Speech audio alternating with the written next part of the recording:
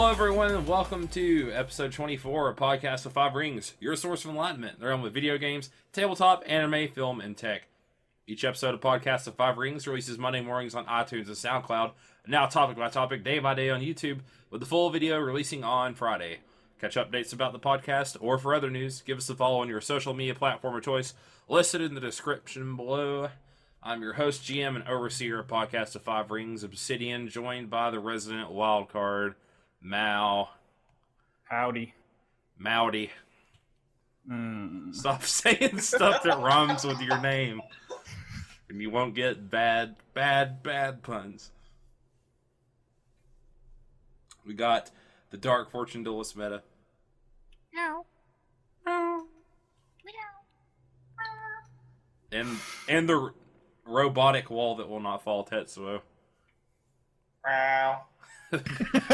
Okay, so It's the robotic meow. So a little insight. We recorded our new episode of Monthly Modules over the weekend, and I think we tried to start recording literally like 10 times. God, every time. Tetsuo's mic, every time we start, I go, all right, Tetsuo, explain so the game, and he'd go, and it was Die robots. all humans. Yeah, exactly. It was really weird. I was like, we're not playing Shadowrun. And I've been in a Discord has put me at RTC disconnected like since I logged in today, so I apologize if it does it again. watch, he's gonna turn into a robot in the middle of his topic. Robo crab. It made me laugh because your two intros were the same each time, or different each time. I know. You mixed them up every time we had to restart. Well, yeah, I don't have I any. didn't have it written. And I don't have any copy written for Monthly Modules, so Just pulls it out of its butt like a pro. yep, that's how it goes. I'm almost a little surprised. I guess we're fortunate so far that we got to record tonight because, as everyone knows, Irma is going to be hitting U.S. anytime soon. It's already ripping through Caribbean right now. So Me if and you're Ted's just sitting here waiting to see how screwed we are. Yep, so if anyone listening is in the path of the hurricane or its protected path, please be safe. Take proper precautions that you need to do to Yeah, I mean, by the time this will come out, it'll be hitting. I mean, we'll probably be in the yeah, middle it'll be of it. past. So hopefully you Yeah. did take the proper precautions to be safe and all that. So Though it looks like you might see some of it. yeah, Gonna I be might. like that one guy who's like listens to the podcast and he's like, oh, that's what I should have done. Properly prepare Dang it. myself. Crap. Dang it. He's like floating on a raft down the river, but he has his podcast Listening on out. iTunes. He has He's got his earbuds in. yeah, he has the solar panel phone charger thing. Yes. Oh my gosh. Yeah, we could see some of the rain. I think I saw the closest, like the big part of it getting to was going over Charlotte. So I'm sure we'll see some of it. Can't But- trust the models until it's like 5 minutes before. Yeah. They're literally always squiggle lines all over the Weather place. guy's always getting it wrong. And then you got Hurricane Jose coming up behind you, right? Yeah. He's Is it going a hurricane somewhere. officially, or is it? I thought it was still tropical storm. Is it still tropical storm? I'm not gonna pretend to actually know. I thought it was already confirmed. Jose was Maybe. coming up behind Irma. It is a hurricane. oh, It is a hurricane. Okay, there you go. Hurricane. It is currently sitting at a Category 3. Oh wow. Oh, okay. Oh, I no. Yeah, was but- it's feeding off. Yeah, but I think it's all most of the average projections have it hooking up way before it gets to Florida at least. It looks like it's probably going to hit Bermuda. Poor Bermuda. That's on up in the Atlantic, isn't it? Yeah, it's like To a degree, latitudinal with Georgia and South Carolina. Oh, okay, gotcha. Yep. Yeah. Okay, well, hopefully you're okay if you're listening to this. We're going to stop talking about horrible stuff like hurricanes that destroy stuff. Instead, we're going to talk about samurai that destroy stuff, right? Yeah. No, we're not Nope. talking about samurai Aw, tonight. No got samurai me tonight. excited there. Mal, you're starting us off, so you go ahead with your topic. A different card game. Back on Magic. Magic. Next set is coming out. Ixalan. It's me pirates, isn't it? Yeah. They're setting sail for the City of Gold. Oh baby. Oh yeah. I do like my pillaging gold. Yeah, they're going. It's a tribal is a sort of like a pretty big focus of this set, and you've got 4 tribes mainly: dinosaurs, pirates, and dinosaurs. Wait, you got There's dinosaurs? there's ninjas too, right? no, No, merfolk, and then vampires. I immediately want dinosaurs. I don't even. I want a care. vampire dinosaur, please. Oh yes, vampire dinosaur. Dude, vampire They- raptor would maybe be next pretty set, but scary. probably not. I don't know. I don't. Dinosaurs don't actually have blood, so you can't turn them into vampires. Trying to think of how many things we've seen, how many vampires that we've seen that weren't like a human or humanoid in Magic, and I can't think of any off the top of my head. So I Yeah, doubt I'm not it. Sure.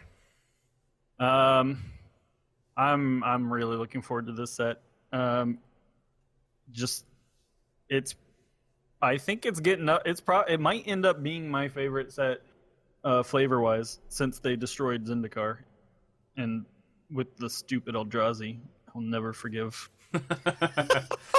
Original Zendikar was my favorite set because it was just, adventure, D&D, the Magic set, and they destroyed it. Well, you can thank Wow. Ulamog and Kozilek Yep. and all of them for that. Them are cool. We got, as we said, dinosaurs, and they have each tribe has a mechanic associated with them, not necessarily a named mechanic, but the dinosaurs have enrage, which is whenever they take damage, the enrage triggers and has an effect, like these crowned hunters, which are 4 red for a 5/4 common. Enrage, whenever sun crowned hunters is dealt damage, it deals 3 damage to target opponent. So That's pretty nasty. yeah. Yeah. Further disincentivizing blocks.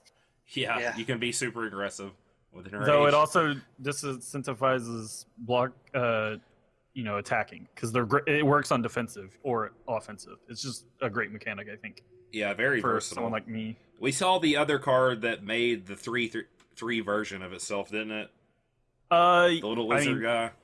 I think a few things end up making that 3/3 trample green. But yeah, there's a baby dinosaur. It's adorable, and it's only a 1/1. And then if it takes saw that. damage, it will summon its mommy or daddy, and Which is which like is a- a 3/3. Yeah. Yeah, Isn't it a green though? Or yeah, is it just- which is weird. Oh yeah. Yeah. That's what I kind of thought was weird. Usually you don't summon off-color tokens, but it does happen. The Also, like, Planeswalker. green, red, I could see for dinosaurs in general. Well, dinosaurs are in Naya, which is white, green, and red. The Planeswalker is aligned with the Sun Empire, who they're kind of Mesoamerican themed, and they use dinosaurs for fighting other people and whatnot. They have control somewhat over the dinosaurs, and she's white and red and makes a green creature as one of her abilities. So all 3 colors. Oh man. Yeah, a lot of them are big, which is flavorful for Naya colors, and enrage means things like a fight effect, which is where you take your creature and have it deal damage to another creature. That's really And good. it deals its damage to you. Means you get to trigger your enrage effect, so that's great. Yeah, dinosaurs seem pretty sweet. You also got pirates. Yar. Yeah. Which a returning planeswalker from the past, from Ravnica, Gorgon, Vraska, is now on this plane and is a pirate. Possibly captain. I don't recall. Pirate captain. Yep, she Yeah, found Jace on the little island. Yeah, the latest story. But their mechanic is Raid, which is a returning mechanic and of my favorite 3-colored clan faction thing, Mardu. back Boo. from Khans of Tarkir. Khans of Tarkir. Boo. What? I don't want your vehicles. Get out of here. What?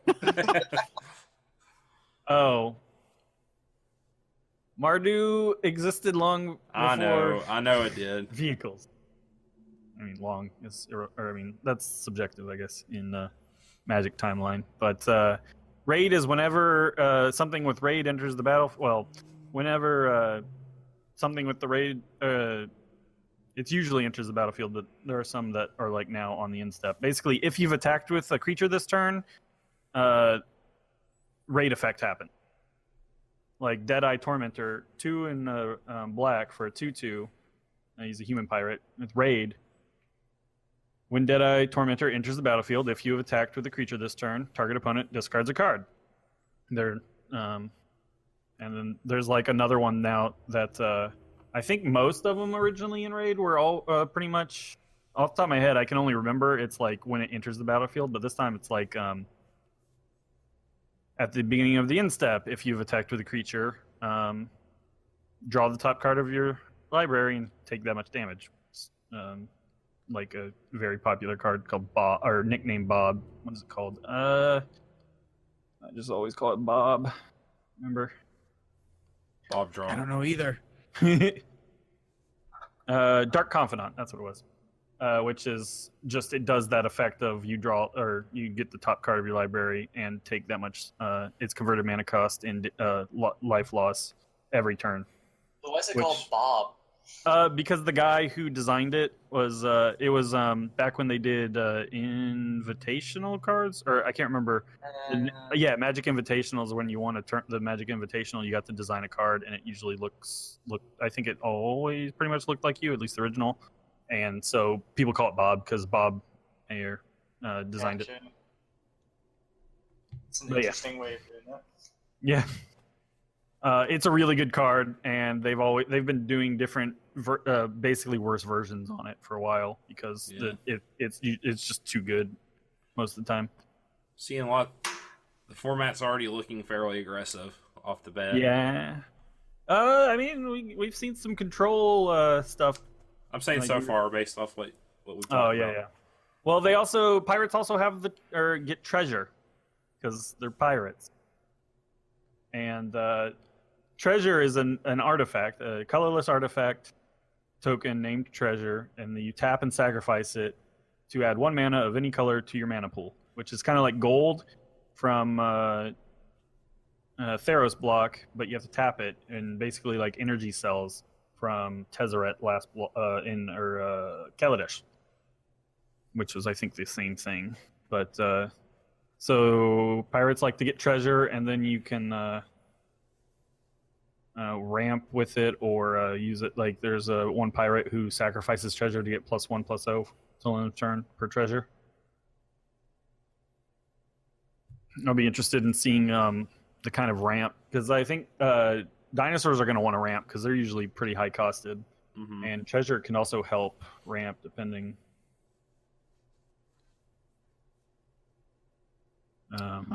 Yeah. Well, my favorite card actually is I'm just saying now so far is Revel in Riches, and it's 4 and a black for an enchantment that whenever a creature an opponent controls dies, create a token, treasure token, and at the beginning of your upkeep, if you control 10 or more treasures, you win the game. So I love alternate win cons. They're just they can be pretty fun to build around. But so I'm interested to see what the kind of treasure creating effects we'll get. And then what? 1/+1 counters too, right? Yep. Next up is Merfolk, which Mardu is my favorite color pair in white, black, and red. And blue-green, being the other 2 colors missing, is my least favorite color pair out of Magic. And that's what Merfolk are in. And they will be difficult to block and will grow using +1/+1 counters.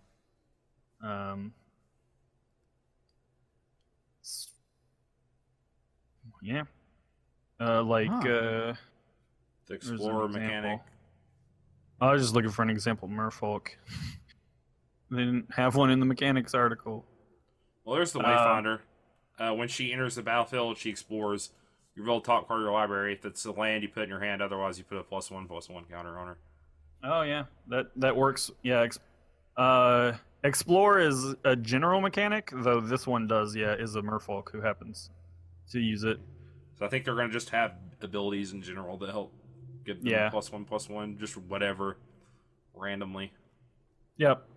The art though for merfolk is pretty gorgeous. They're super colorful. They're actually based on beta fish, which once they announced that, everyone's like, "Oh yeah." Yeah, beta fish. Some of the best art I've seen from it, for me, is the merfolk, which is kind of sad because I don't want to play merfolk. And then the last tribe is the Legion of Dusk, which are the vampires. They are in white black. They don't have a named mechanic, but will have manipulation of life, loss, this is what I'm excited for. Oh yeah? Yeah. Do you conquistador them? Oh my that's the God. worst. Oh my I God. don't know. I kind of like it. They Now are I don't. conquistadors. They have set sail from totally not Spain, Tozaron or something, I think, to find the City of Gold, and they are bloodthirsty, vicious, and set out to conquer everything. You've got knights, generally in black, and then clerics in white. These have the first mono-white vampires in all of Magic, except there's a really old vampire. I think it was like an homage to Angel, from Buffy and Angel. Yeah. He's a black vampire that after Threshold, which is 7 cards in your graveyard, he becomes white, but he's printed as black. It's just his ability turns him white. Yeah. These are the first mono-white vampires, which having vampires in this block and them being it being a tribal block means they will go nicely with the latest vampire tribal commander decks. Maybe we'll see Mardu vampires too. Yeah. Because you still have the vampires unfortunately- from what's it called? Nope, rotating out. With Ixalan, we lose Zendikar and Innistrad. We lost Innistrad too. No, not Innistrad. The new standard will be Kaladesh, Amonkhet, and Ixalan. Oh, okay. Which will be interesting to see. Hopefully, Amonkhet and Ixalan will be strong enough to compete with Kaladesh, because Kaladesh is pretty strong. Has some pretty strong cards in it, because it's a very parasitic. It was a very parasitic set, so Yeah. they kind of pushed individual cards to work with it. Yeah, those are the tribes. It's very interesting to see them do 4 factions of they've got 2 3-colored tribes with the dinosaurs in Naya, and then the pirates are Grixis, which is red, black, and blue. And then you've got 2-colored tribes, which is the white, black vampires and blue, green merfolk. They've never really done anything like that, because they've done all the past times when they've had factions. It's all been 2 or 3 colored pairings or groups. Freaking vehicles are back too. Oh yeah, Hobbs' favorite. I hate vehicles. They haven't really shown anything that seems super powerful yet. And You like the one chip though. Yeah. Oh, they also brought back Flip transforming cards, or double face cards. That's the official name for them. But all double face cards will be on one side. It'll be something like a map, or someone being led somewhere or going somewhere, to instill a sense of discovery. And then the flip side will always be a land, which is, we've never had flip cards that had a land on one, or on the flip side. We've had lands that have flipped into a creature and whatnot. Treasure map is an artifact for 2 colorless. 1 and tap it, scry 1, put a landmark counter on the treasure map. If there are 3 or more landmark counters on it, remove those counters, transform treasure map, and create 3 colorless treasure artifact tokens. The flip side is a land called Treasure Cove, which it taps for a colorless, or you can tap it, sacrifice a treasure, and draw a card. I really like the borders for the lands. They were going to be the masterpiece borders if they had done masterpieces for Ixalan, which they are not. But they look pretty cool, I think. What I don't know what a masterpiece border is. What is that? They've been doing the last 3 sets have had like masterpieces, which have alternate borders, and were like really a good deal of them were like pretty good, like really good cards, and they're like super rare basically. They were the same. The chance to get one was the same rarity as a foil mythic rare from a normal booster pack. So I don't know what the odds are on that.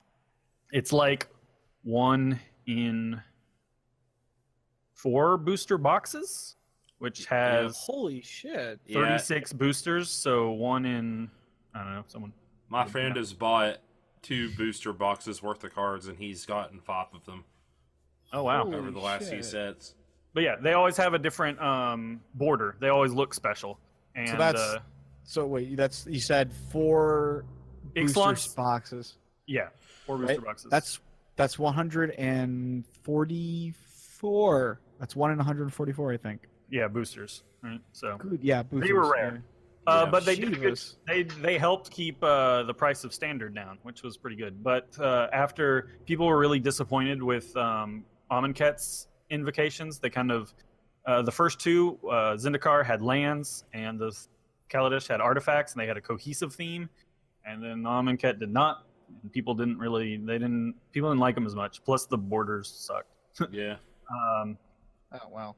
But they're coming back. They're not going to be coming back every time. They're going to be an infrequent thing. The next set on Dominaria will have them again. But yeah, double face cards. We also get romance novel Jace. Yes. Who's, Oh yeah. Who's pretty great. Yeah. I swear that's like a freaking romance card cover. Yeah, I mean, there was the I got from the subreddit, and I posted in our Discord. Someone like mocked up a fake. Okay, romance that's where I novel. got the idea from then. Yep. Yeah. So yeah, Jace, Cunning Castaway, 1 blue, 3 loyalty, legendary Planeswalker Jace. Legendary's new. +1 loyalty whenever whenever 1 or more combat. Trying to read too fast. Creatures. Yeah, whenever 1 or more creatures you control deal combat damage to a player this turn, draw a card, then discard a card. -2, create a 2/2 blue illusion creature token with when this creature becomes the target of a spell, sacrifice it. Pretty standard illusion text. And then -5, create 2 tokens that are a copy of Jace, Cunning Castaway, except they are not legendary. So legendary Planeswalkers is a new thing, which because they're changing the rules for how Planeswalkers work. All Planeswalkers will now be legendary. If old ones will be errated, so that they're for tournaments, they technically say this now.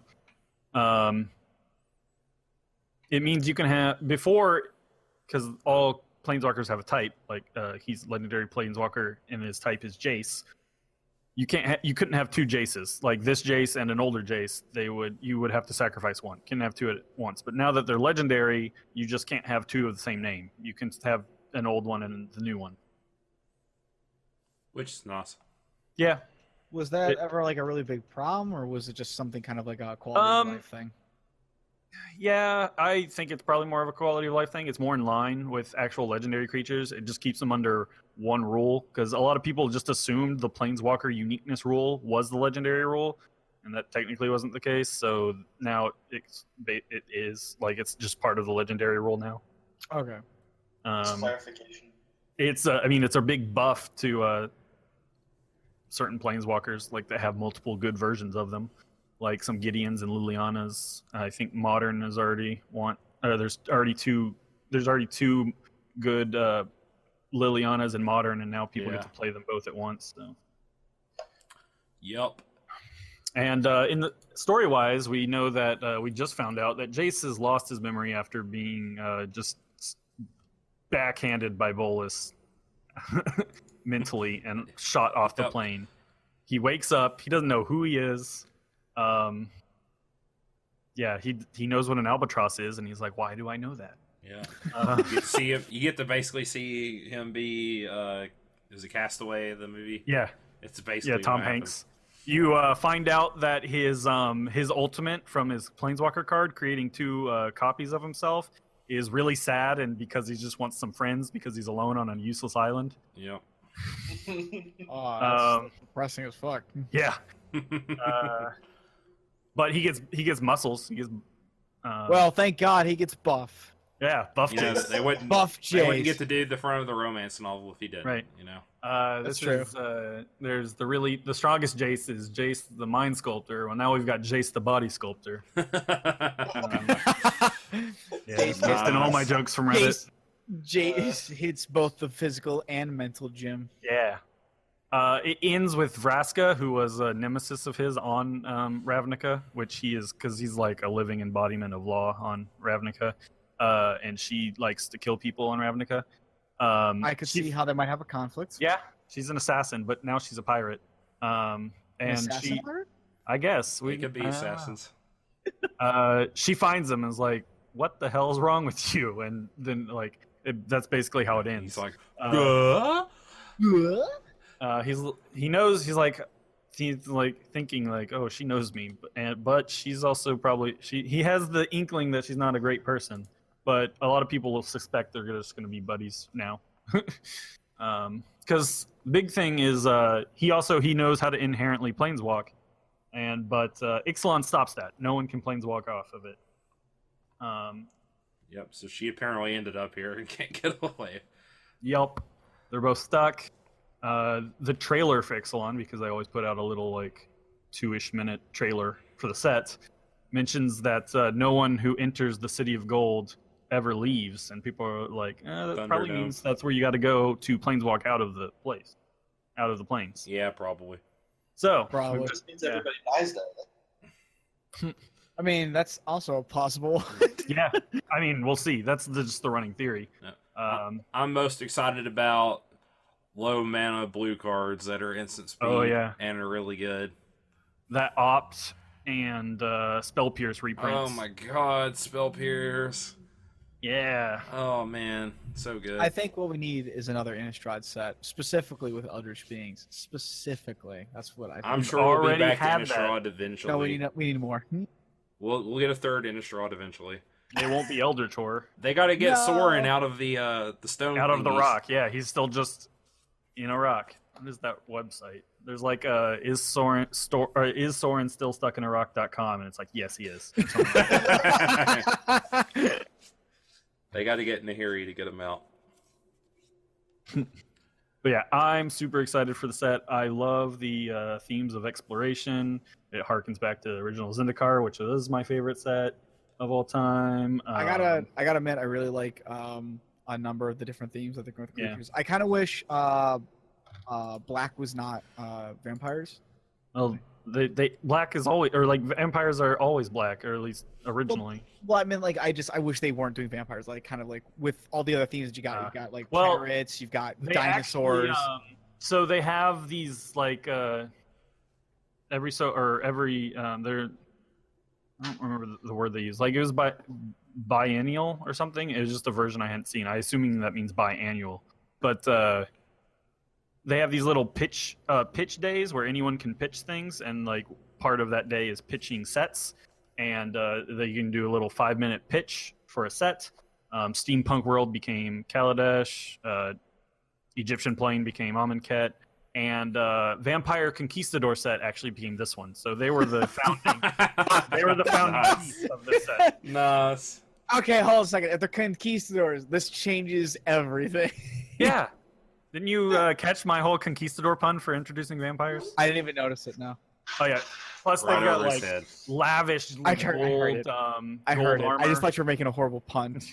Well, yeah, because They're conquistadors, like, and they have these huge ships of like that are practically a city or fortress. Like, Yeah, we saw on a the ship. one, didn't we? Yeah. Yeah. But yeah, the vampires are conquistadors. I don't know. I even without that being one of the founding things, I can kind of get behind it just because of the whole idea with the Aztecs and being all bloodletting and everything. I can see it being folded into a Caribbean-esque theme and working in and of itself. I kind of like. Well, I Plus, guess, like, I mean, conquistadors were pretty bad dudes, so. Yeah. I don't know. I would have loved to see more like a voodoo theme then, or something, or like That blood doesn't track. sorcery. I don't know.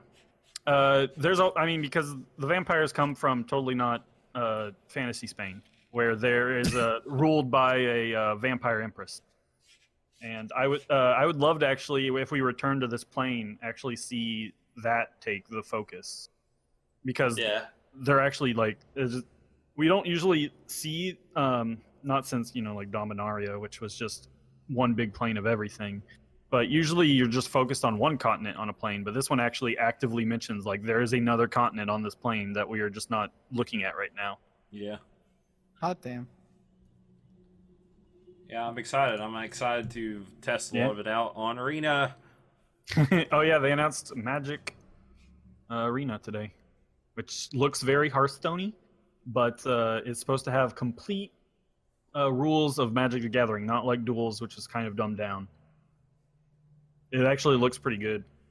Yeah, I'm excited just off the little trailer You can sign I up saw. for beta. This is They what just got beta signing up. we just need an L5R version now. You need to remind me to do this after we get done recording, Mal. All right. It was getting pretty hammered, but it'd probably be open. Yeah. If you have a DCI, you get or a Duels account that you can put in the beta sign up, you get priority. Oh, okay. I have DCI, so. Yep. All right, There you Meta. go. What is your topic? How do you guys feel about going fast? I love going fast. Fast is probably the best thing in the world. I think like if you don't go fast enough, then we're just not going fast enough, and that's the problem with the life thing. So I'm going to talk about Sonic Mania today. Yep. Tets, what's your topic? No. You said you like to go fast. I mean, I'm That sorry. was the fastest topic we've had. I know, right? 10 seconds. There we go. World record. I want to talk about, if you didn't catch it, Sonic Mania. I'm not talking about this. You're talking about it. I know. I I am. thought this was the running gag. This is the run. No. But you like Bad Sonic. Yeah. I love Bad This Sonic. is apparently not Bad Sonic. That's true. Yeah, it actually was pretty good. What's Sonic There Mania, are some- Meta? It is a game with Sonic, and it's a mania. There you go, Obs. You asked me that. It's, So it's a 3D one, right? No, God. It's not the one where you make your own little Bad Sonic fan Go, art Obs, please. thing, Please. right? Please. Where you play freaking Persona Sonic. We know you're just waiting Get for that that. shit That out is of your here. favorite part about the Fucking new hate Sonic it. You game. get to make your I don't know what I Persona hate more persona. than that or the Jet Set Radio Sonic, but go on. You got to make your persona. I don't understand the concept of love. So, for those of you who don't know, Please understand the concept of love. love. For those of you who don't know, Sonic Mania is God, how to explain this? I believe it started off as kind of a fan love project for Sonic and the original iterations of him back on the Genesis and whatnot, and it pretty much stayed true to that for the whole project. It just got released out on PS4, Switch, PC, and I believe Xbox as well, right? The Bone has got it. The Bone has got it as well. So everything. It's released on everything. It is essentially akin to, as I said before, Genesis Sonic. It's fantastic. It's 2D platforming, scrolling, speedy, fun action that has just about everything you could really remember from those games. There is no 3D section, at least in context to like what we consider to be the new 3D Sonics nowadays. Yeah, you get There the old is- bonus stuff. Yeah, you get like the all the bonus stages will show up and whatnot, which I'll get into the nitty gritty of it because there isn't really tons to talk about. It's pretty freaking straightforward. If you've played Sonic 2 or Sonic 3, you've pretty much played this game. It's wonderful. However, it is a wonderful throwback to it. It really does remind you that, like, for all of the games that have come out, this game is absolutely wonderful for the simplicity that it is. It plays kind of like if you've ever played Sonic 3 and Sonic 3 and Knuckles, or Sonic and Knuckles. It's kind of, well, not really Sonic and Knuckles. I guess it'd just be Sonic 3. It's got kind of the stage select if you open up the start of the game, so you can just you choose if you're gonna play Sonic and Tails, Sonic solo, Tails solo, Knuckles solo, and then you just go right on in, and that's pretty much it. You start off like that. You go into the game. The storyline is essentially basically that Robotnik or Eggman, depending on what you want to call him. Robotnik forever. Yeah, I like Robotnik personally too.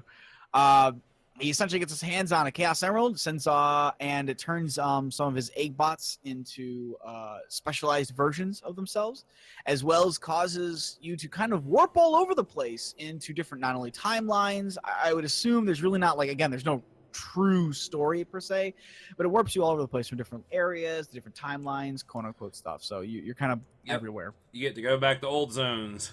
Yep, you go back to old zones. You go back to that Hydro City. Oh God, it's like, oh, I can get into this, but there's a lot of throwbacks to old zones, and there are new zones that are specifically designed for Sonic Mania. So you are kind of getting a taste of old and new. The bosses, again, fall very much into line with the old games, and some of the new bosses that are designed for it fall in line, which is kind of like the difficulty and yet simplicity in how their approach is. It's just a bloody fun game. Like, I don't even feel like I need to strip this game down. It's just a bloody fun game, and I played it, beat it in 2 days, and it was, every moment was like my childhood again. It was just running, gushing right out of me. I love this game, even if there are some neat, interesting glitches and some flaws. It's a bloody good game. It's really good. If you like, I don't know if people who don't like or didn't play Sonic back in the day, I'm sure some people do, but obviously it's going to be more endearing to those people like you and me, Meta, who played those games growing up as kids, because like you said, it's just immediate nostalgia overload from the second you play it and you do the first Green Hill Zone. Yeah, the feels of being like 8 years old again. But the music, it hits home. Everything, yeah. All the new stages are really good. They do some different. I think most of the old stages, like the first part, is basically the old stage. It's then got for the some second remixing. one, and for the second one, it's like almost completely different. If I remember correctly, for like most of the stages. There's I mean, I'll talk about this in a moment here, but like, yeah, essentially, like, the first part of the stage is generally very true to it, if a little bit modified and edited, and then when you get into the second act of each stage, that's generally where it gets like a lot of heavy modification to how it plays and whatnot. I do like. I want to start off with the flaws because I want to get these out of the way because they're a pretty short list. There are a fair number of glitches to the game.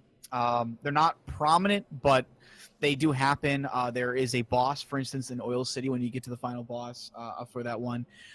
If you hit the boss and you land on the platform just as it disappears off screen, you die. You die instantly. You die. It literally happened to me for like an hour, and I was getting angry.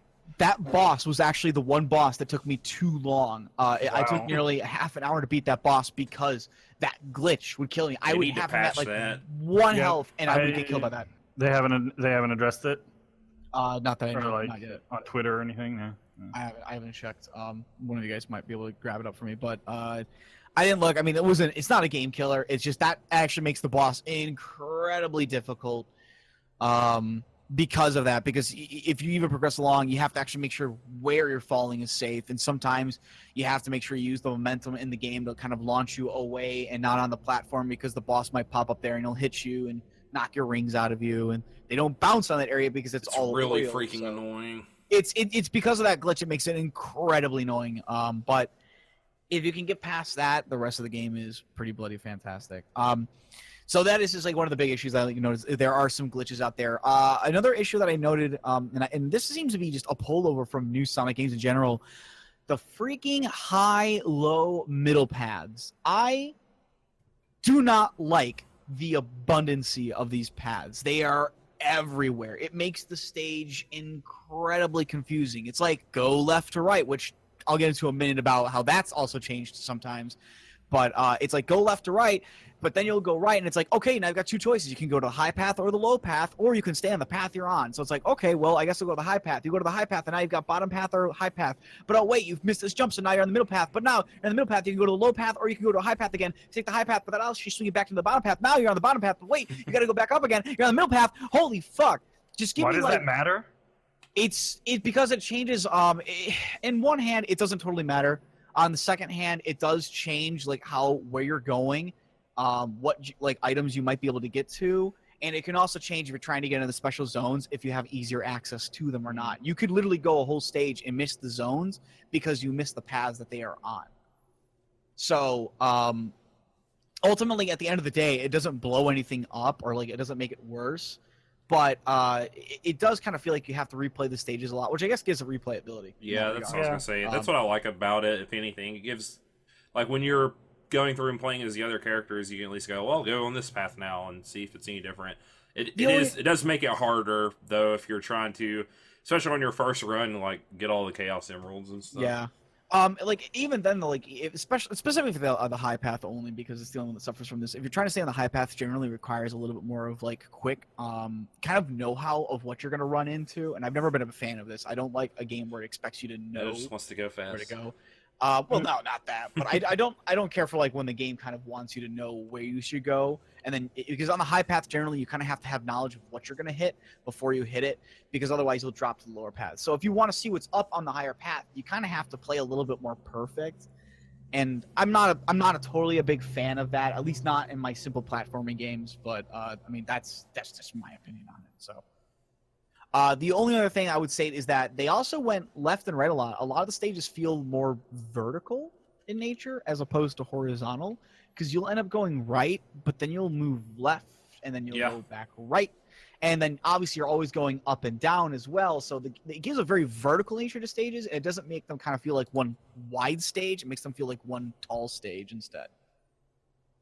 I guess that can be a good or bad thing depending on who look at it. I don't know, maybe I'm just sticking really hard to tradition, but I kind of like the more horizontal feels to it, because it makes me feel like I'm actually going from point A to point B, as opposed to kind of like climbing up a ladder or falling down some chutes. So, yeah, it kind of like, and even the paths in themselves, there being so many of them, it almost hurts the pacing of the gameplay, because you're not just constantly, going right and going really fast, and the games are all about like the really high-speed platforming.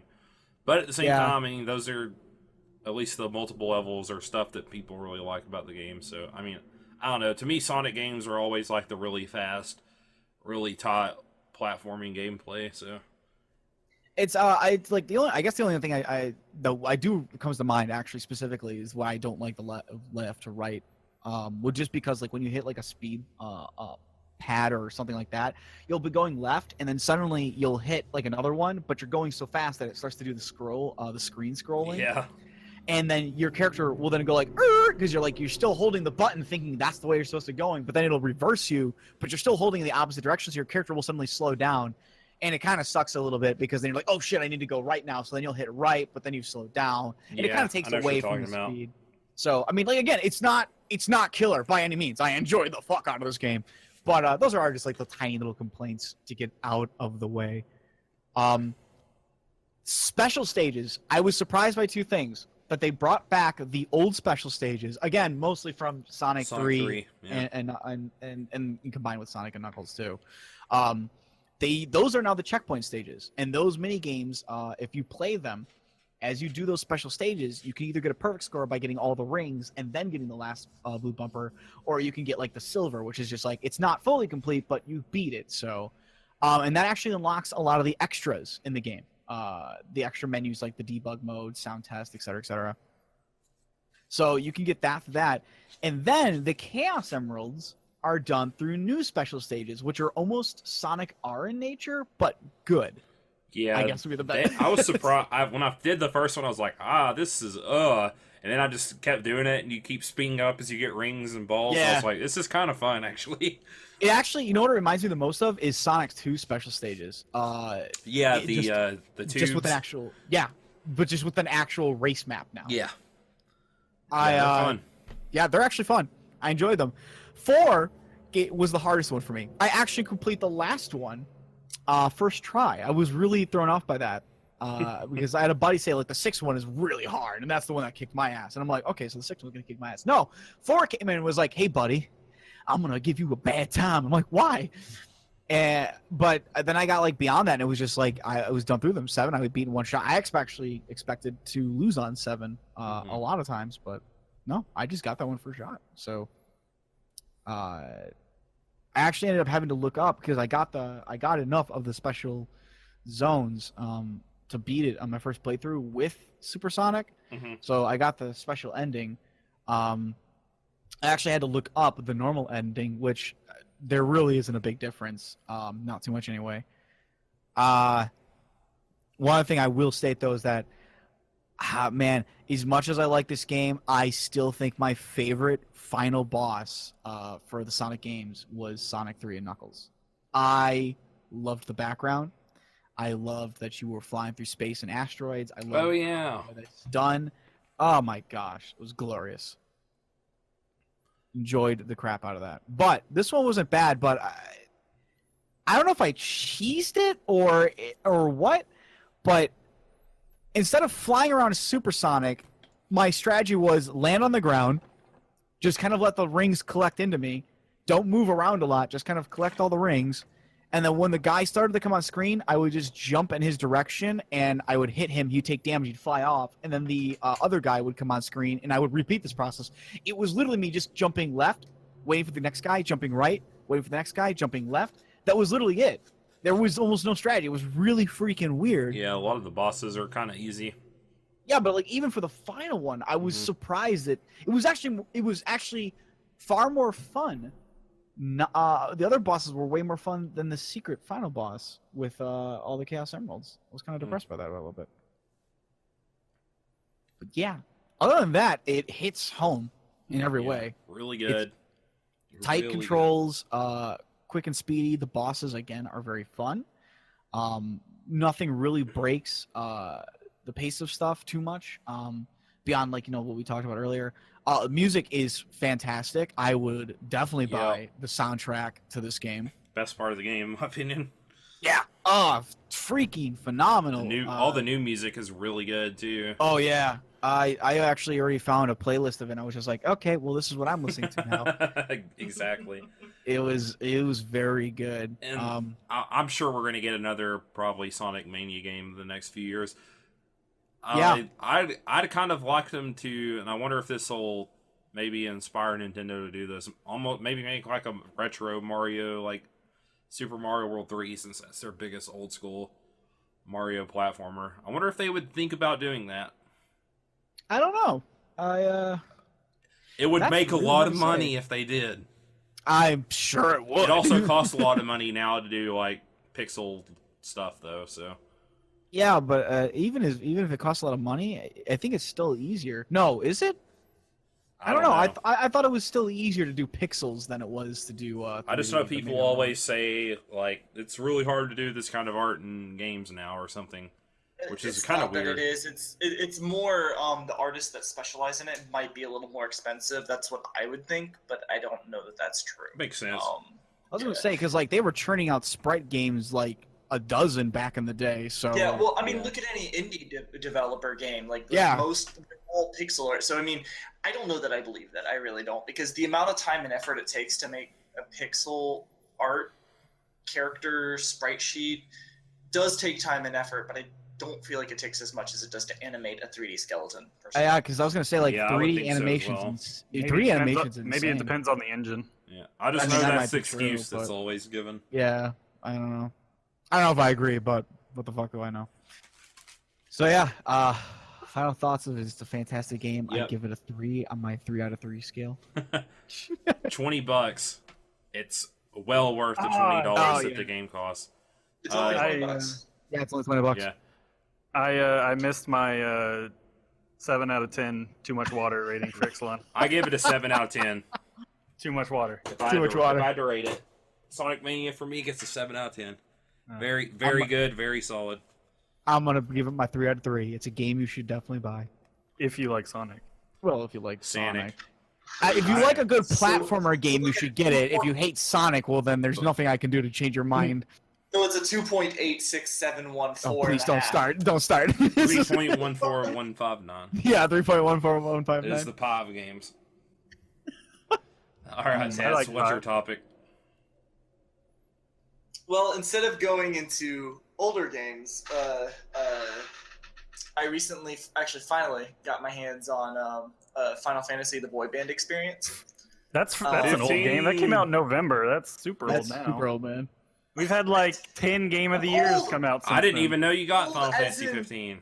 Old as in, like, it's not a year old yet, as opposed to Sonic, who is, what, 20 years old now? You leave than him that. alone. He's in the prime of his life.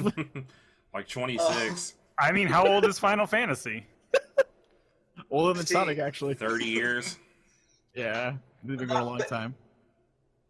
Going with that, though, is that Final Fantasy 15, as everybody is well aware, is different in the sense that it's more open world than the series really has been. Because the series has always been more turn-based oriented, which I really appreciate. I really like. It feels much more Modern. approachable for me, I guess. Because You're I a like big, those style you're a games. big fan of the Ubisoft open world games as it is. So. I am. Lectathonifying it. I totally don't have a You problem. love your Far Cry. I do. T- I actually do. I like Far Cry a lot. But I wanted to see what you guys thought about the fact that we have so many games that are going open world in that regard. It's a travesty. No, I'm just kidding. I mean, I guess you mean it's action playstyle, right? I mean, because Yeah, to a degree. but open I mean, world just means like you can like go anywhere, which I mean, Technically, probably the first RPG or the first major RPG, Dragon Quest, was open world. Oh yeah, yeah. You can go anywhere just as long as you can fight enemies might be stronger. I think he's meaning more like what we consider to be the more modern day. Yeah, open what world. we say. Yeah. Yeah. When you say open world in these days, there's definitely a feel that's attached to that. People think more Skyrim, more Breath of the Wild. You know, these games where you just kind of exploration is a key Component of the main. They probably shouldn't actually call it open world. They should call it like open section of a said world. Yeah. Because I mean, technically, Final Fantasy VII was literally open world. You could fly across the whole world. yeah. That's fair. So, but I mean, like the modern iteration that we apply to it now is just like some area that is completely open to traversing every nook, cranny, and back alley that you can find. That feeling of exploration, even if it's just a matter of, I like that boulder. That's a nice boulder. But you know that feeling that you get that you explored and you climbed to the top of this mountain that really nobody planned for you to go up there. But you know what? You got yourself up there. You know, like I don't know. Truth be told, like the I think we've seen like a really heavy influx of open world games. I mean, they're basically all Western RPGs. yeah. If they're not like an isometric RPG, they're probably going to be like an open world one. And it seems to be a very Western thing as opposed to the East, which kind of like their more linear narrow gameplay. Yeah, almost a little bit more railroaded, or at least applied, like at least set to track. Meta, that implies a negative connotation. How dare you say railroad? How dare I say railroading? Final Fantasy X isn't just one of my favorite video games of all time, It is my favorite Final Fantasy. and that is one of the railroadiest of Final Fantasy games. I They think do it way better than 13. let's just toss away all pretext of railroads and talk about 13, guys. How do you feel about Hallway Simulator? No, we're not doing We're that. going opposite direction, other side of the Yeah, spectrum. that's his topic. Stay on track. Stay on topic. Yeah, I think like we see a lot of open world games.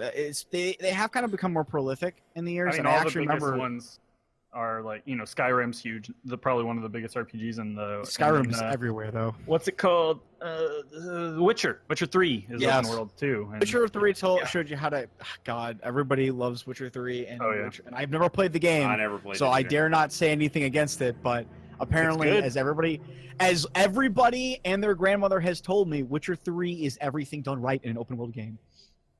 I've only Yes. played like maybe only 10-ish hours into Witcher 3, but I would say I would agree with that statement. Which, when you say like only 10-ish hours, like sounds horrible, but like I feel like I barely scratched anything in that game. Yeah, basically. Yeah. Open world games just usually Huge. offer a hundreds ton of hours. And I think that's 'cause of why I travel. love them.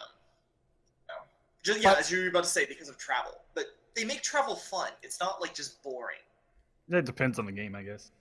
Yeah, And that's fair. probably That's a fair probably statement. a personal player view as well. Yeah. But Yeah. I don't know. I like open world games, but I feel like sometimes that they're done as a way is because like everybody likes really open world stuff. Everybody likes to be able to kind of do this thing where they explore an area and they get to see it. And I mean, there's nothing wrong with that. Everybody loves freaking exploration. It's awesome. It's probably part of the reason why we play games. We want to see new crap. But I also kind of feel like it's been kind of utilized a lot in the last recent years. It's kind of died down a bit, at least as far as I can tell. I mean, Like a year or two ago, though, it was. yeah, they were Yeah. kind of a little bit all over the place. And open world games are not easy by any Oh, no. means to design, to make, to flesh out properly. That's a very hard choice to make How do for you a make game. how do you make side quests without just being the same 3 quests just repeated everywhere? Yeah, I mean Yeah. it's Yeah, wow. Probably it is WoW. WoW probably influenced a lot of it. That's true. The 8 fair. Ds, as they, I think the formula was called the 8 Ds, and they're all related to a different style of questing. I don't know if that's Dungeon changed and since then. dungeon and dungeon and dungeon. Dungeon, dungeon, dungeon, dungeon, dungeon, dungeon, and dungeon. dungeon. For me, I mean, I don't know if it's quite like you'd call it a genre or what. I think it's a Um, genre. For me, it's more like for me, it's like if it's done well, I like it, and if it's not, I'm not gonna want to play it. Like Yeah. where like Sonic, the best Sonic game in the world, I'm not gonna want to play it. It's just not what I like to do. Yeah. Open world can be varying enough depending on what the other gameplay aspects of it are, to where I mean I might want to play it or I might not. Yeah. I think it's I kind of what you're saying, like where it might not be its own genre, but I think it's gotten to the point where it's become such a buzz. I don't want to label it like this, but here I go. It's kind of become such a buzzword to apply to something that in a way it is a defining factor of your genre. Like it's the same thing that like we don't say it, but almost every genre nowadays has RPG elements in it. Yeah, I was about to say, Meta and I were Regardless. talking about this before the podcast, that like some genres that are traditionally even genres kind of are now more almost features, I mean, like yeah. like in the case of the RPG. Genres So- don't have hard borders. I mean, Yeah. they're Yeah. just- So that's kind they're of like amorphous. Yes, But they are. I just mean like for me personally, like the fact that something is or isn't open world just doesn't mean a lot for me. Yeah, I it's, guess- it's a game by game. yeah, I get Yeah, you. it's just a feature that has been done well and has also not been done well. Yeah, and that, It's something that draws me to it to look further into the game. It's not going to make or break the game necessarily, but it definitely is something that hooks me to look further into the game and see if the game is something. It has enough of a major of effect that putting it on your game can immediately change somebody's perspective on the game and how it Yeah. might react. And I think that's really what the key point is that like when you say your game is open world, okay, so you are setting this expectation now. Yep, you're going to have minimal loading screens. Things are going to be seamless as you're traveling between areas, that kind of thing. gathering Um, Yeah. I mean, I'm kind of with Mao on this one though. Like open world has never really been like a defining. Otherwise, I'd have played Witcher 3 right about, and I would have Yeah. played that like game like nobody's business if it really mattered to me. But like open world's never been a really big deal to me. I think if it's done right, it can be done really well. I think if it's done poorly, it is like watching Watch a Dogs. slow motion. Yeah, it's like watching it's a train wreck in motion in slow motion. So I'm with Mal on this one. I think it really isn't so much that open genre is a thing in and of itself. It's just that it's a factor that helps set an expectation for what your game's going to be like, but it won't define if your game is good or not. I am probably the least favorite of open world stuff. Yeah, you hate Zelda. Yeah, exactly. I actually kind of like more linear style gameplay, usually because just for the fact that it's hard for me just to beat games in general as it is, and with lots of side quests, I have lots of incentive. This is why my Final Fantasy 15 file was like 100 and something hours.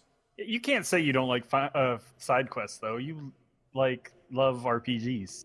Yeah, but I don't always do every like side quest. Like in an open world game, it feels like I have more. It's not like incentive necessarily. I have like a weird compulsion. Usually they don't force you as much on the main storyline, so you probably get more lost. But the compulsion is, I think it comes from the thing I like most about open world gameplay is that exploration is gameplay in open world games. Just seeing the environments, trying to, like Tetsuo was saying, trying to get up on this boulder that maybe you normally wouldn't be able to get up onto, or approach things from 100 different ways. That's the most appealing thing to open world games for me. So just exploring and then naturally finding side quests along the way. When I find a side quest, I'm like, well, I have to do this side quest now. It's like my weird gaming OCD thing. It's like, I have to have this completed. I have to have a little check mark beside it. And in open world games, you'll just literally stumble across side quest after side quest. And that does seem to be. That's what I love with them, because I love that aspect, because then it feels like there's so much content, but at the same time, sometimes you're just like, I have 30 sub-quests, I have 2 main quests, I have 16 collector quests. I don't know that I care about any of these exactly. anymore.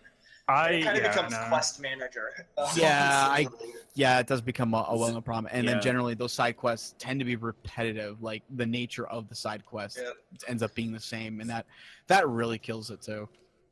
Zelda is, I think, the best open world game I've ever played. I do want to play Witcher 3 eventually. Even though I'm honestly not super big on Western RPGs, so it's a really good game, but for me, I didn't really care for. I'm not huge into like dark and gritty things. Yeah, but I do love the lore of it, because it is European lore and stuff. Yeah, with the kind of monsters. I've also just heard it's a very long game, so it's one I'd have to go. Yeah, I have 100 hours to put into this right now. Yeah, that's kind of the same thing as I'm like struggling to beat Tales of Berseria right now, and it's like a 40 to 50 hour game. So I can't put 60 into mine because of side quests. I can't even sit down to like finish the DLC of Neo yet, and that's gonna take me like maybe 8 hours at max. And there's a game that's gonna be 100 hours long. I don't know how I'm gonna do that. Yeah. So there was one time when it would be like, oh, only 200 hours in the game. I have that. And nowadays I'm like, oh, 8 hours? Okay, so that's probably a week's worth of gameplay. Yeah, I know, right? I'm glad you're playing Final Fantasy 15. For one, because you're playing a Final Fantasy game, and two, you're playing Final Fantasy 15, which I think gets a lot more hate than it deserves. I've played a few Final Fantasies, but I've not completed a single one. I don't think you're. I didn't think you were super harsh on it, Meta. No, I was not. I stand by what I said. I thought that game could have been phenomenal. It just falls apart at the end. Yeah, and that's what makes me so upset. This game could have been the fucking grand masterpiece for Final Fantasy. It really could have brought it. It could have, another year, and this game would have been amazing. Because, I mean, it was there. Oh my god, it was so close. Damn it, I'm so upset. You'll never go on a road trip with your boy band friends for the first time ever. I really, like this game, it was so close. I wanted it to succeed. I'm so upset. Like, case in point, I've never been so invested in making sure a cat got fish to eat. God. This cat needs food, damn it! Yep. Like, I do have me a soft spot for fishing side. The fishing is good in that game. It is. Fishing is good. Yeah. Well, I'm just saying, I have a soft spot for fishing mini games in all Japanese RPGs because it's a very common thing. It is very common, but like I have to admit, like Fishing of 15 was really well done. My Lily loved playing the fishing. Like, in fact, I would just like usually hand it over to her. Like when we were playing. I mean, that's why they're coming out with a VR game for it. God, she'll be addicted to that. If I had VR, I would buy that game. I legitimately, when I first started doing the fishing, I was like, I really wish the fishing in Spirit of Sonata, the Samurai Warriors game, was this good. Like, I legitimately had that thought. Yeah, Dude, it's just- fun. It was really good, yeah. But that's kind of off point. So, yeah, I think I'm the least fan of them here, but I'm also kind of like Mal. It's a very game by game basis. Yeah. I'm just kind of like slightly biased against them in my taste generally. So Yeah. I'm gonna probably just play the neutral path again and just go like I'm with Mal. It really just does like depend. open on world the game. shootery stuff. No, I have no desire to play No that. love You don't for want to that. play the Division? No. Nobody wants to play the Division. God. I don't want to play PUBG. I don't want to play any of that stuff. Yeah, it's not quite. the Yeah, same. no, Yeah, that's- it's They just- different, but still. It's just I mean, yeah. Horizon Zero Dawn is supposed to be really good. Yeah. I've never even looked. I into only it. played like 5 hours of it. I'm probably never going back to it. Thank you, Jeez. Zelda. That's one that's if GameFly will ever actually send me games that are at the top of my You would queue, love it, Tets. I will get Horizon. I know. Well, I mean, as I said, I do enjoy Ubisoft games for some of the reasons that I know a lot of people hate on them. I don't mind collectathons. And when you have a collectathon that's open world, I really like it because it's like, again, it's like, oh, there must be something Beep, at the top of boop, this bop. tower. Beep boop. There he Yep. is. It's the Robo What Crab. happened? Keep talking, Tets. I think you're good again. Am I good again? Yeah, you are. I like the. Now you're bad again. I can't say I like anything. Now you can. It worked again. I don't trust it. Oh, technical difficulties. Honestly, Uh, generally, I prefer the immersion sim games, I guess, which are like take a lot of open world quality Elements. from games, but are generally in a much tighter environment I'd agree with that. because they usually show off environmental storytelling so much better. Yeah. Well, I mean, kind of I to go back love- to go back to Prey. Prey, in and of itself, sort of open world within the limits that it gave you. Like you at any mean, point there- you could go anywhere in the. Yeah, but you still had to like transition from screen to from screen. and Yeah, stuff. yeah, and that's why I say only kind of. But Yeah, I think it's I an think- immersion sim. I think Yeah, it'd be more definitely akin more to so. a like Bioshock in that regard. Like you could pretty much go anywhere, but you still had to load into different areas. yeah, Yeah. well, again, Prey was similar in that regard. But, yeah. I hope you keep playing Final Fantasy 15. Yeah, I plan to. it's- In fact, when we get done recording, I'm gonna put some finishing touches on a Gunpla, and then I'm gonna go play some Final Fantasy Do 15. do so. do play 15. I think it's worth your Yeah. time, even if it unfortunately. And kind of then, falls then apart play at the end. Horizon, because I think that would be one of your favorite games. Probably. I love dinosaurs and I love giant robots, so It's a lot of It has been at people's the top favorite of my open list world for a game. while. So, and I understand why it's good. Zelda just literally, I was like, I can't go anywhere. I just played Zelda. I can't play this. So, anyways, let's get on to my topic, which I kind of forgot what it was for a second there. Yay. Dude, I'm already in the theater seeing it right now. I want to go see it. I'm going to see it, by the way. I have my to go guys. see. I Let's have talk to go about see it. No, Yeah, let's just talk about it. no, we're not going to talk about it. Let's Well, talk we're about going to talk about anime or something we haven't talked about in a long time. So, What? I'm kind of curious. I know a lot of people in America, especially or the West, I guess, more in general, kind of got into anime because of Toonami, Oh, the yes. stuff, Good DBZ, Sailor Moon in the day, and then later on when we got Adult Swim, you got stuff like Cowboy Bebop, Gundam.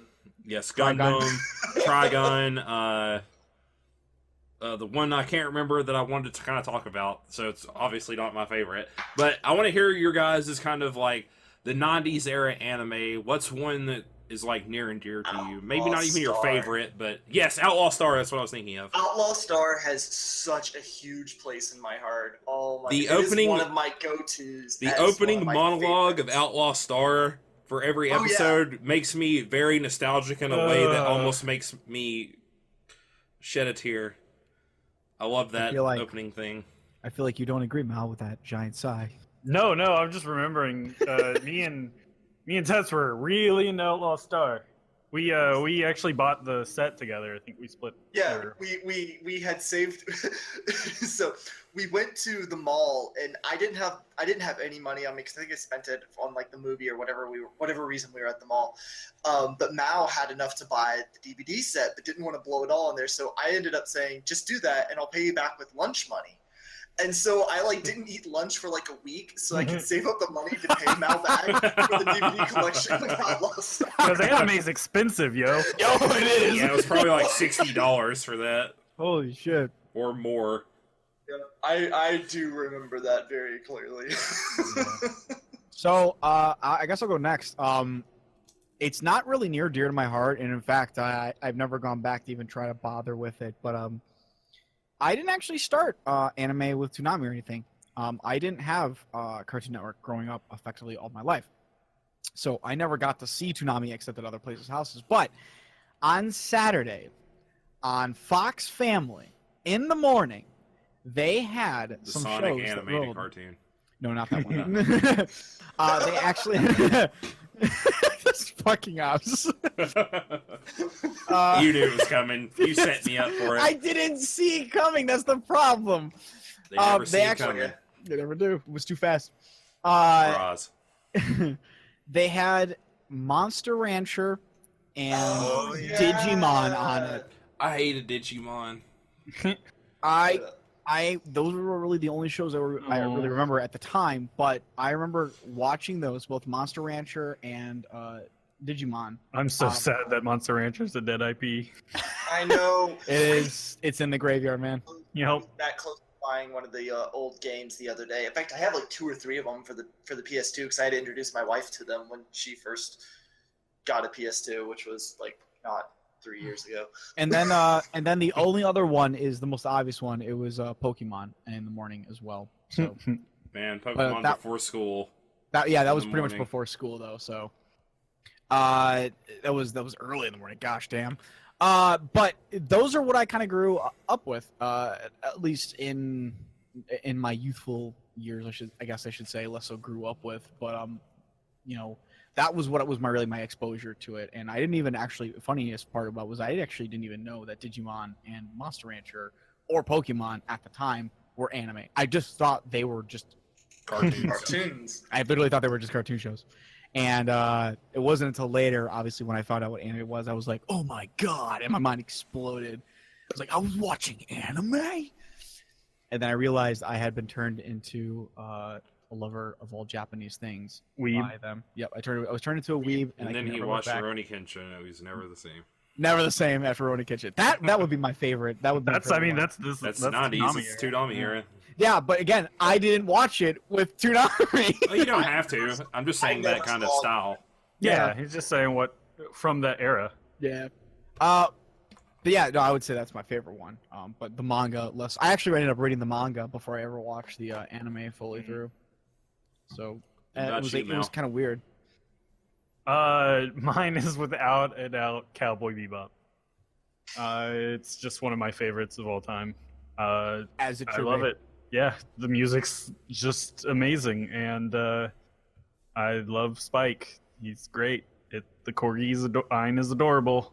I remember because it would have been on TV. Like I think I wasn't even a teenager yet, and I would try and stay up whenever possible, which was not often because it came on at like midnight at least or something. Because I think it was Adult Swim actually. Yeah, it initially was. So yeah, whenever I could watch it, I tried super hard. So I ended up watching it like just at random episodes until I was able finally to like watch it all in one go. When I got the like DVDs and stuff. I have the Blu-ray now. One of the few anime I own. Yeah. I remember the movie was the first time I ever had experience with Cowboy Bebop was seeing the movie. I love the movie too. The movie was actually really good. I was really surprised by was that. great. I only own 3 series. The movie soundtracks probably. I mean, I probably love that more than the series soundtrack, just because I was able to get the movie before the full series, and I just watched it like 50 billion times. It's really funny. And it's got like tons of genres in it. Like Yeah, I mean, yeah. pop, jazz, country, Oh, it's so good. 1, Instrumental, 2, 3, let's yeah. go. Actually, funniest thing about that is my dad, he saw Cowboy Bebop one time when I was watching it. He was up late with me, and I don't remember why, but he happened to see an episode of it, and he just immediately fell in love with the series. We actually ended up getting him because they didn't have the whole series out yet. But I mean, yeah, there's at the time, but we got him like DVDs of the episodes and whatnot. He loved that series. There's a reason like people usually like recommend it like as one of the first animes people should watch, just because it blew up in the West way bigger than it did over in Japan. Oh yeah, Like it hands just down. like the influences that it had, or like that the music, like all the titles are different It songs. made more sense to the Western audience. The themes from it and whatnot, and it was like it's the first perfect dub. Yeah, the dub is fantastic. In fact, I almost recommend you can watch that in subs if you want, but by God, do not skip the dub. The dub is really good. Right. Yeah, agreed. Okay. Steve Blum. All right, your topic. Are you gonna disappoint us? When I say Toonami, I can't say things like Robotech, because Robotech was Macross, which was the early 80s. Yeah. So that it's Toonami. That would be my favorite Toonami show ever, but that doesn't really count here. So I will say the original Full Metal Alchemist for like more Toonami era. It's a little later, but that's kind of a little bit later. Yeah, it's the 90s, wasn't it?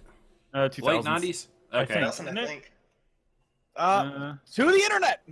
Yeah, consult it. Otherwise, I have to come up with something else. Because Full Metal Alchemist original one is one of the things that helped get me into anime. I think there's gonna be I don't think there's anybody that's gonna be like, oh, that came out in 2002.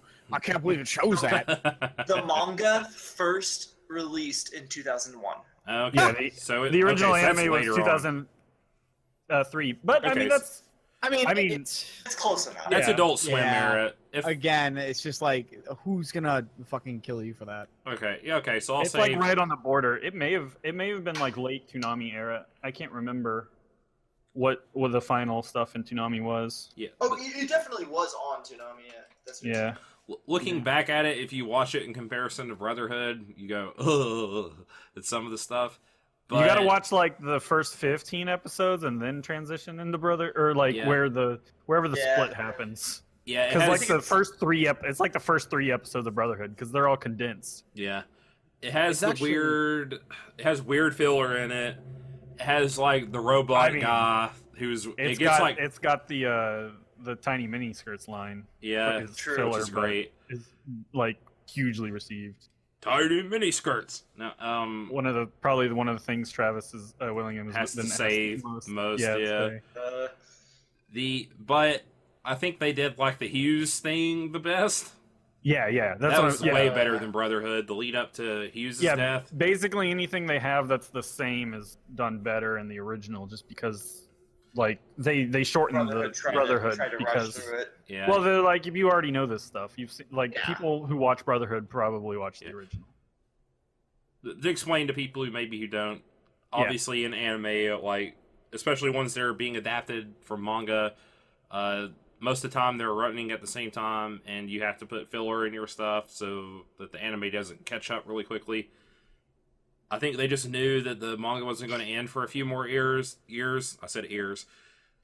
Oh my god. For a few more years. So they basically made up their own ending, and it gets really ridiculous. Is this what's her name get pregnant? I don't recall. Oh my god. It's a lot of anime never did that more. I never truly finished the original Full Metal Alchemist series, and then I don't even think I've gotten halfway through Brotherhood. So I did so long ago, but then Brotherhood, because I also read the manga, so I just don't really remember a lot of the things that were different. Yeah. I just remember the stuff from Brotherhood in the manga. Brotherhood was pretty straight an adaptation of the manga. Yeah. But yeah, I don't know. There was something about old Full Metal. It had really good openings and stuff. It's just one of those things that was kind of like an explosion when it was airing over here. It was like super popular, and I don't know. I just kind of hold it fondly. I remember watching it for the first time and being like having a really, I guess, putting a really big imprint on my mind in ways. Yeah. And then I was like, oh, this isn't the real thing. That's how I learned about what filler was because of Full Metal Alchemist. I was like, oh, this isn't the thing. It's still going on. And like, I think a few years later, Brotherhood came out, so I was like, oh, this is just better. Yeah. Yeah, Brotherhood is definitely really good. So that would be my answer. Otherwise, I would have to say Robotech, and that doesn't really count either.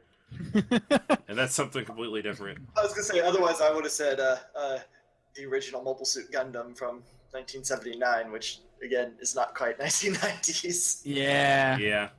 So Yeah, Toonami Weekday, which ran until 2004, and then Weekend ran until 2008. was Yu Yu Hakusho on weekdays? Yeah. Or was that Adult Swim? No, Yu Yu Hakusho was definitely on Toonami. Yeah, I think it was on both. Air date is 2003, so probably both. That might be the best show that's ever been on Toonami. Yeah. I don't know, man. Dragon Ball Z. Not my favorite, but like talking from a pure like, because a lot of people think Yu Yu Hakusho is just the best shonen of all time, too. So Is what? a lot of people think that. I mean, it kind of. I don't agree, it but set a it's lot good. of tropes. It did. Yeah, Like, okay, a lot can I'll draw agree with back that. to Yu Yu. Yeah. Like the whole tournament arc thing, like really kicks off with Yu Yu Hakusho. That's fair. It's almost akin to like Sailor Moon setting all the tropes. I would agree with that. Yu Yu Like, Hakusho definitely Yeah, set for a lot of tropes. after what came for Magical Girl shows Yeah, and stuff. Yeah, definitely. No, the best thing about Yu Yu Hakusho is just the pace. Well, It just yeah. goes and it ends. There you go. But that's a whole But other topic. I guess Dragon Ball Z would also be probably it builds upon Dragon Ball Z is probably Yeah. what it is. Dragon Ball Z is the most important. I would say but Dragon Ball Z set like the bar for so much. Yeah, Right. that's why it's important. Oh God, That's why anime is big in the West, pretty Yeah. much. Oh my gosh.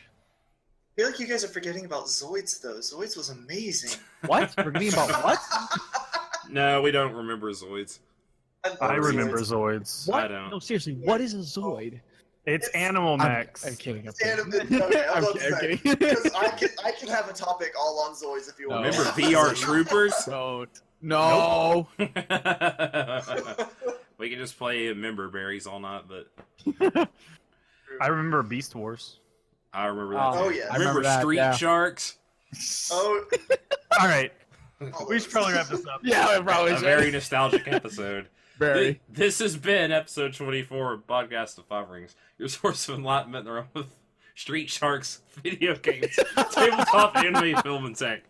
Each episode of Podcast of Five Rings releases Monday mornings on iTunes and SoundCloud, not topic by topic, day by day on YouTube, with the full video releasing on Friday. What about Thundercats? Did you guys ever watch Thundercats? Oh yeah. No, I Or did not not watch Thundercats. Thundercats. No, what was Yep. the one with the cats? Where Samurai they Pizza were, Cats? They were like fighter jet guys. Samurai Pizza Cats? No. I'm gonna There go was Samurai two Pizza cats. They flew like a fighter plane and shot stuff.